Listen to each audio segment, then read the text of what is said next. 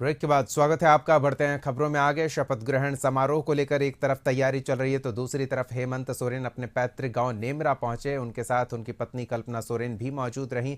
गांव में उन्होंने अपने दादा सोबरन सोरेन के शहादत दिवस समारोह में हिस्सा लिया। इस दौरान सोबरन सोरेन को श्रद्धांजलि दी और उनकी शहादत को याद किया।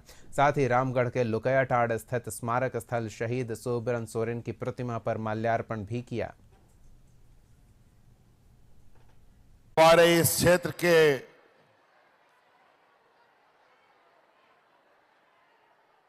कर्मठ और आंदोलनकारी हमारे दादाजी श्री सोबरन सोरेन जी का शहादत हुआ था और हम हर साल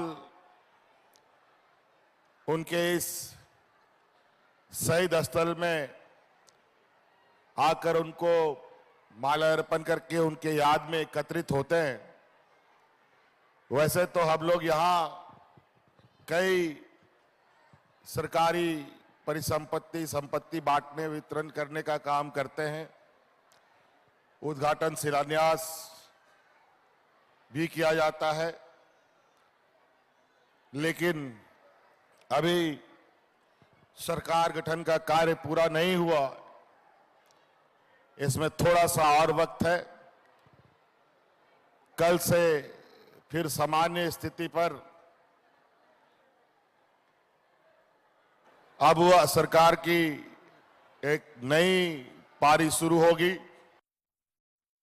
और इस नई पारी के लिए समारोह की तैयारी रांची के मोरहाबादी मैदान में हो रही है। हालांकि अब इस बात को लेकर संशय की स्थिति बन गई है कि क्या सिर्फ हेमंत सोरेन इस आयोजन में शपथ लेंगे या फिर उनके साथ कैबिनेट के सहयोगी भी शपथ लेंगे। जेएमएम प्रवक्ता मनोज पांडे ने जो जानकारी दी है उसके मुताबिक उन्हें सिर्फ हेमंत सोरेन के शपथ ग्रहण की जानकारी है। शपथ ग्रहण की तैयारी चल रही है और जहां तक मुझे जानकारी है माननीय मुख्यमंत्री महोदय अकेले शपथ लेंगे। ऐसे अंतिम निर्णय तो माननीय मुख्यमंत्री जी को करना है और कई एक नामी गिरामी नेता राष्ट्रीय स्तर के शिरकत करेंगे, उसमें मंच की शोभा बढ़ाएंगे। और आपने देखा माननीय मुख्यमंत्री महोदय ने खुद जाकर सभी को औपचारिक रूप से निमंत्रण दिया है। तो ये एक बहुत सुखद संकेत है आने वाले 5 वर्षों के लिए। सबको लेकर सबके साथ मिलकर कहीं कोई किसी से द्वेष का भाव न रहे और संघीय ढांचे में जो केंद्र और राज्य का संबंध होता है एक स्वस्थ परंपरा का निर्वहन करते हुए यह शपथ ग्रहण देखने को मिलेगा और आगे 5 साल एक संतुलित सरकार चलेगी।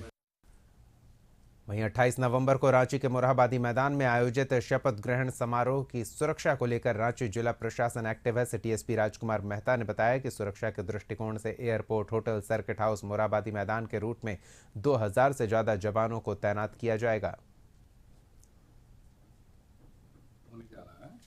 जिस आलोक में मुख्यमंत्री महोदय का शपथ ग्रहण समारोह है जो कि मोरहाबादी में होना सुनिश्चित हुआ है, इस आलोक में डीसी सर और वरीय पुलिस अधीक्षक महोदय के नेतृत्व में इस कार्यक्रम को सफल बनाने के लिए हम लोग बृहद रूप से तैयारियां शुरू किए हैं। फिलहाल हम लोग मोरहाबादी में जो कार्यक्रम स्थल है उन स्थलों की विधि व्यवस्था के लिए हम लोगों ने अलग से बल लगाया है। चलिए, सहयोगी राहुल पूरी तैयारियों पर नजर बनाए हुए एक बार उनके पास चलते हैं और उनसे पहले तो ये जानते हैं कि शपथ ग्रहण समारोह जिसमें देश भर के बड़े नेताओं को आमंत्रित किया गया है उसको लेकर किस तरह की तैयारी चल रही है।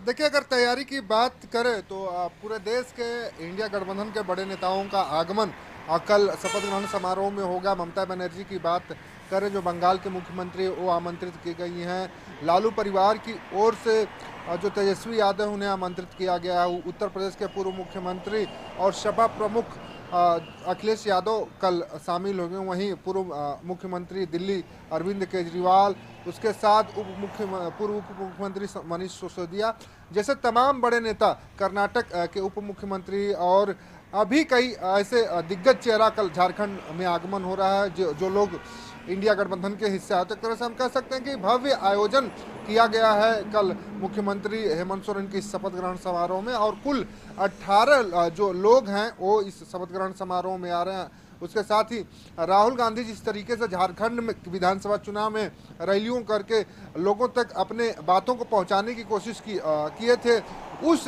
वो भी शपथ ग्रहण समारोह में राहुल गांधी भी शामिल होने आ रहे हैं। तो एक तरह से हम कह सकते हैं जिस तरीके से लगातार इंडिया गठबंधन विधानसभा चुनाव में प्रचार प्रसार पार्टी की कर रही थी और अपनी उपलब्धियां गिना रही, तो कल वो मौका है इंडिया गठबंधन को भुनाने का, और उस मौके पर इंडिया गठबंधन के सभी सहयोगी कल रांची पहुंचेंगे और रांची पहुंच के सरकार बनने की बधाई के साथ साथ मुख्यमंत्री हेमंत सोरेन के शपथ ग्रहण समारोह को एक तरह से कह सकते हैं कि अपने यादों में सजोने का काम करेंगे, और ऐतिहासिक इस जीत के साथ साथ शपथ ग्रहण समारोह को भी ऐतिहासिक बनाने की कोशिश मुख्यमंत्री हेमंत सोरेन की ओर से की गई है। जी बिल्कुल राहुल, एक और जो जानकारी पार्टी प्रवक्ता की ओर से दी गई है कि सिर्फ हेमंत सोरेन ही शपथ ग्रहण करेंगे, ऐसे में और क्या जानकारी इस बारे में मिल पाई है क्या?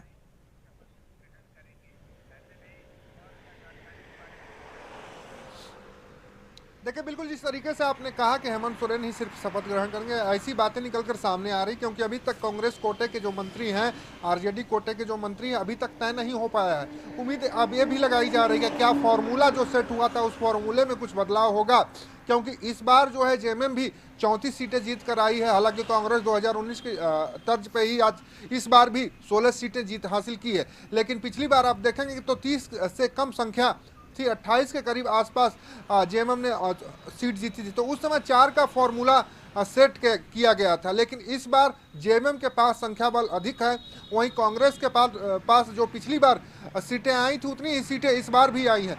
तो उम्मीद जताई जा रही है कि हो सकता है फॉर्मूले में चेंजेस को लेकर बात नहीं बन पाई, क्योंकि दिल्ली तो हेमंत सोरेन गए थे, सोनिया गांधी से भी मिले, मल्लिकार्जुन खड़गे से भी मिले, राहुल गांधी से मिले, प्रियंका गांधी से भी मिले, पति पत्नी दोनों दिल्ली में थे। लेकिन जिस तरीके की अब कयास लगाए जा रहे हैं क्या फॉर्मूले में कुछ बदलाव है या आला कमान की ओर से अभी तक तय नहीं हो पाया कि कौन मंत्री बनेगा कौन मंत्री नहीं बनेगा, क्या वर्तमान में जो मंत्री थे सरकार में उन्हें फिर रिपीट किया जाएगा या नए चेहरों को लिया जाए, इन सारी चीज़ों को लेकर भी चर्चाएं हो रही हैं। लेकिन जिस तरीके से कल शपथ ग्रहण समारोह होना है और उसमें किसी भी मंत्री का जो शपथ नहीं होने की बातें निकलकर सामने आ रही, एक कयास लगा रहे हैं लोग कि क्या जो फॉर्मूला है वो बदलाव होगा या अन्य चीज़ों में कुछ बदलाव होने हैं। हालांकि जिस तरीके से कांग्रेस के प्रदेश अध्यक्ष ने कल कहा था कि 28 से पहले सारी सीन क्लियर हो जाएगी और मंत्री भी शपथ ग्रहण समारोह में होंगे, लेकिन एक चीज अभी तक साफ नहीं हो पाया है कि कौन मंत्री पद का शपथ लेगा कौन नहीं लेगा। तो हम कह सकते हैं कि कुछ बदलाव के संकेत दिखाई दे रहे हैं, इसलिए इस तरह के निर्णय लिए गए हैं। हालांकि अब बदलाव क्या है अभी कुछ कह पाना थोड़ा सा मुश्किल दिखाई दे रहा है। जी चलिए, तो नजर बनाए रखें। फिलहाल इन तमाम जानकारियों के लिए धन्यवाद राहुल।